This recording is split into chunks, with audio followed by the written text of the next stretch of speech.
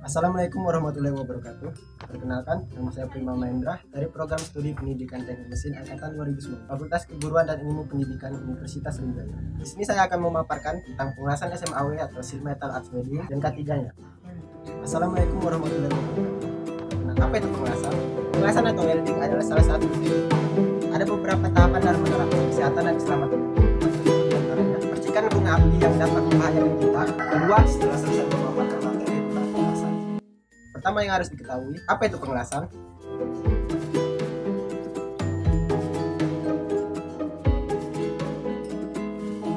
Pengelasan atau welding adalah salah satu teknik penyambungan dua bola logam atau lebih dengan pemanasan sampai logam itu mencair dan menyatu dalam keadaan dingin. Secara konvensional, cara-cara pengelasan dapat dibagi menjadi dua golongan. Pertama, klasifikasi berdasarkan kerja, mencakup las listrik, las kimia, dan las mekanik. Kedua, klasifikasi berdasarkan energi yang digunakan, mencakup las air, las tekan, dan las baterai. Yang akan saya bahas dalam video ini adalah las SMAW atau Sheet Metal Arch Welding yang termasuk dalam las listrik. Apa itu las SMAW?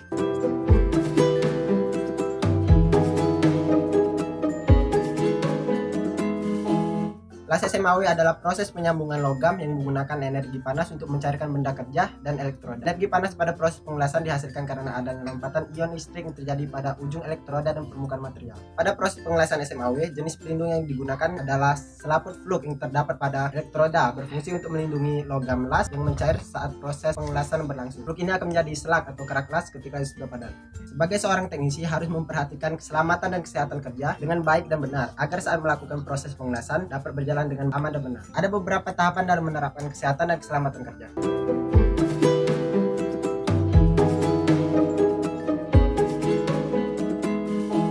Pertama, mempersiapkan tempat kerja seperti P3K, peralatan K3, dan alat pemadam kebakaran. Kedua, memakai peralatan kerja yang sesuai dengan prosedur SOP dan pemakaian yang aman. Ketiga, melaksanakan pekerjaan sesuai dengan prosedur SOP yang ditentukan. Dan yang terakhir, mengevaluasi dan memeriksa hasil perawatan. Keselamatan dan kesehatan kerja bagi seorang teknisi pada proses pengelasan sangat diperlukan karena dalam proses produksi suatu pekerjaan dibutuhkan teknisi yang produktivitasnya tinggi tanpa merugikan semua pihak yang terkait di dalamnya. Pada proses pengelasan banyak sekali hal-hal yang membahayakan dan perlu diperhatikan. Hal-hal tersebut diantaranya: pertama, percikan bunga api yang dapat membahayakan kita. Kedua, asap las listrik dan debu beracun. Ketiga, efek radiasi sinar ultraviolet dan ultramerah las dapat membahayakan kesehatan mata dan organ dalam tubuh dan masih banyak lainnya. Oleh karena itu, dalam melakukan proses pengelasan harus memperhatikan keselamatan dan kesehatan kerja yang sesuai. Pada proses pengelasan terdapat hal-hal yang perlu diperhatikan. Pertama, memakai apron yang berbahan dasar kulit atau kain yang tebal yang berlapis atau baju dan celana panjang yang berbahan dasar kain lapis. Kedua, menggunakan sarung tangan berfungsi hampir sama dengan apron, yaitu melindungi dari percikan bunga api dan efek radiasi sinar ultraviolet dan ultramerah. Ketiga, helm las listrik berfungsi untuk melindungi kulit muka dan mata dari efek radiasi sinar ultraviolet dan ultramerah yang dapat merusak kulit maupun mata. Keempat, memakai sepatu las untuk melindungi kaki dari percikan bunga api.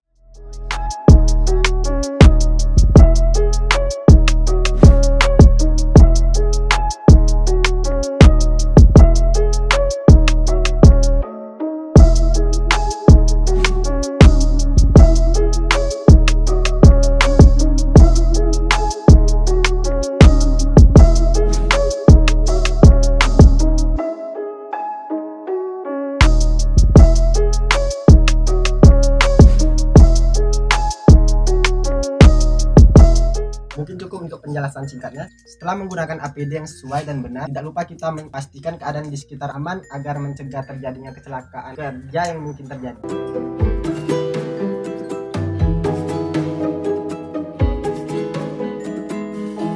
Mesin las SMAW terdapat 3 tipe. Yang pertama, mesin las AC, kedua, mesin las DC, dan yang terakhir, mesin las AC atau DC. Semua mesin las ini mempunyai keunggulan dan kelemahan masing-masing. Apabila kita memerlukan kedua mesin las sekaligus, maka kita bisa memakai mesin las tipe AC atau DC. Fitur-fitur yang terdapat pada mesin las, yang pertama, switch on off untuk mengaktifkan dan menonaktifkan mesin lasnya. Kedua, pengaturan arus pengelasan. Ketiga, pengaturan voltase. Yang keempat dan kelima adalah kutub positif dan kutub negatif untuk menyambungkan kabel elektroda dan kabel massa. Selanjutnya, kabel elektroda berfungsi untuk menghantar mengadakan arus listrik dari mesin ke holder yang akan membuat nyala busur listrik jika disentuh ke benda kerja. Selanjutnya, holder berfungsi sebagai pemegang kawat las saat digunakan untuk pengelasan sebuah produk. Selanjutnya, kabel massa berfungsi untuk mengalihkan arus listrik dari mesin las ke benda kerja atau logam induk. Dan terakhir, klem massa digunakan sebagai alat penghubung kabel massa ke logam induk. Dan ini elektroda berfungsi sebagai penghubung arus listrik dan sebagai bahan tambah logam pengisi lasan. Pada elektroda las SMAW, logam pengisi berada dalam fluk atau lapisan pelindung saat percikan pengelasan.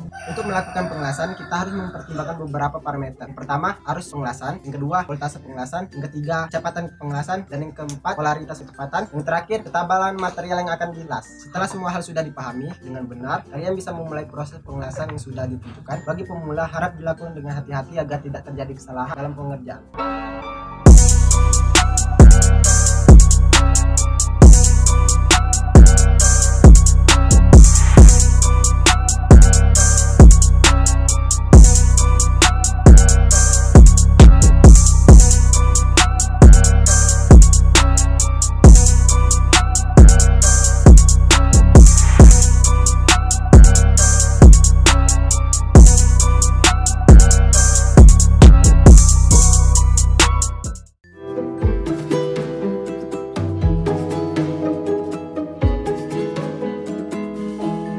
Setelah selesai memaparkan materi tentang pengelasan, sekarang kita masuk ke sesi wawancara dalam aspek usaha dalam pengelasan ini.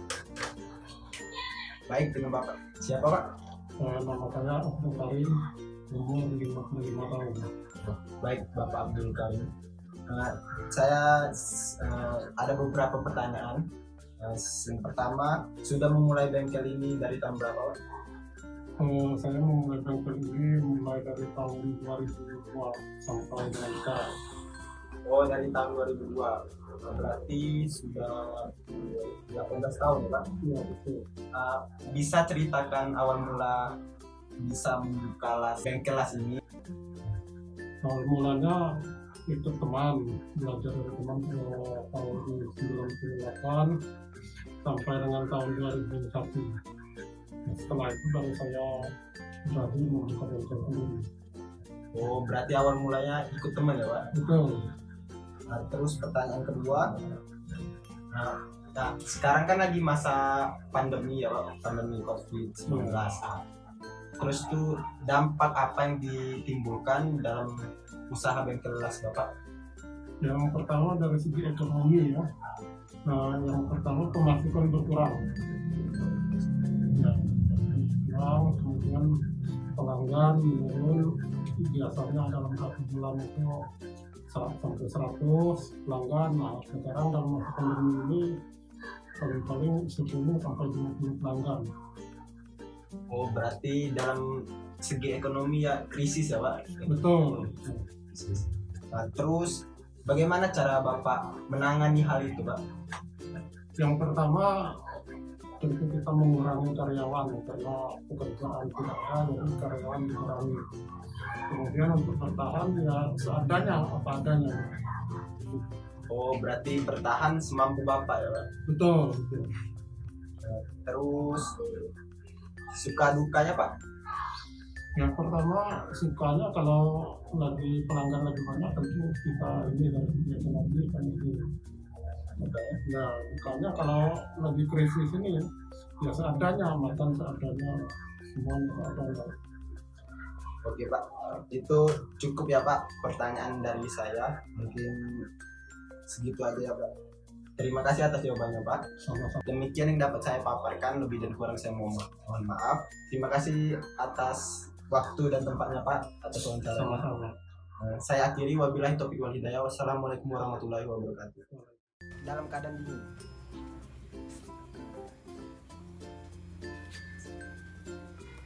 bunga api yang dapat membahayakan kita. Kedua, asap las listrik dan debu beracun. Ketiga, efek radiasi seasonal. Are you sure about that?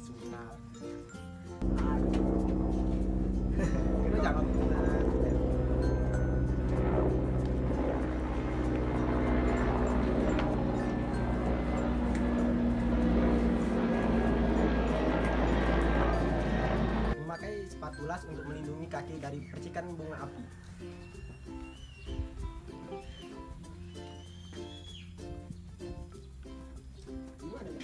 Tidak. Cuma kamu termutar, tidak kejinguan. Apa ini? Memakai sepatu las untuk melindungi kaki dari percikan bunga api. Cuma kamu termutar, tidak kejinguan. Apa? Mucing. Jangan mucing. Mucing.